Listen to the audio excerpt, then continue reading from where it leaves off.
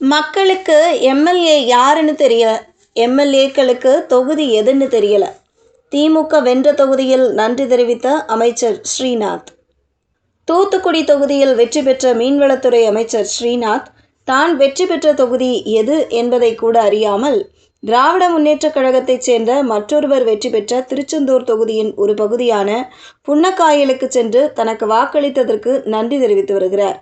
தனது தொகுதி எல்லை எது என்று கூட தெரியாத அளவிற்கு அரசியல் முதிர்ச்சியற்றவர்கள் அமைச்சர்களாக இருப்பது தமிழகத்தின் சாபக்கேடு என்று அதிமுக ஐடி விங் விமர்சித்துள்ளது.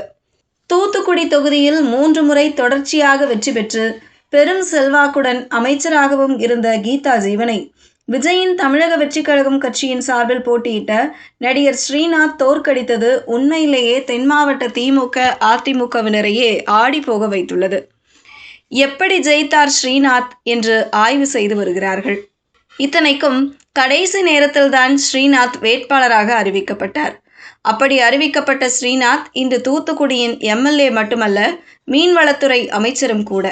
விஜயின் கட்சிக்கு தூத்துக்குடி மாவட்டத்தில் தாவேகாவிற்கு ஆதரவாக மிகப்பெரிய அரசியல் அலை வீசியிருந்தது.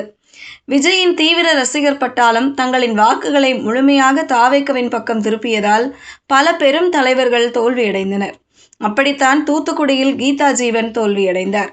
விஜய் மீதான ஈர்ப்பு ஸ்ரீநாத்தின் வெற்றிக்கு மிக வலுவான அடித்தளமாக அமைந்தது. ஸ்ரீநாத் சினிமாவில் நடிகராகவும் விஜயின் நெருங்கிய கல்லூரி நண்பர் என்று அறியப்பட்டாலும் அவர் தூத்துக்குடி மாவட்டத்தின் மணப்பாடு பகுதியைச் சேர்ந்தவர். இதனால் ஸ்ரீநாத் வெளியாள் என்ற விமர்சனத்தை தாண்டி அந்த மண்ணின் மைந்தராகவும் குறிப்பாக கடலோர சமூக மக்களின் ஆதரவை பெற்றார். திமுகவின் மிக வலுவான கோட்டையாக கருதப்பட்ட தூத்துக்குடியில் கீதா ஜீவனையே தோற்கடித்தது இன்று வரை பேசுபொருளாக இருக்கிறது.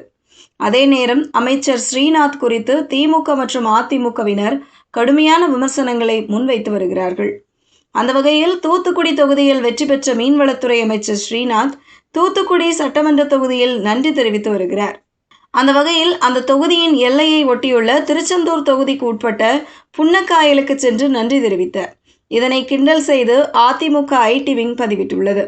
அந்த பதிவில் தூத்துக்குடி தொகுதியில் வெற்றி பெற்ற மீன்வளத்துறை அமைச்சர் ஸ்ரீநாத் தான் வெற்றி பெற்ற தொகுதி எது என்பதை கூட அறியாமல் திராவிட முன்னேற்றக் கழகத்தைச் சேர்ந்த மற்றொருவர் வெற்றி பெற்ற திருச்செந்தூர் தொகுதியின் ஒரு பகுதியான புன்னக்காயலுக்கு சென்று தனக்கு வாக்களித்ததற்கு நன்றி தெரிவித்து வருகிறார்.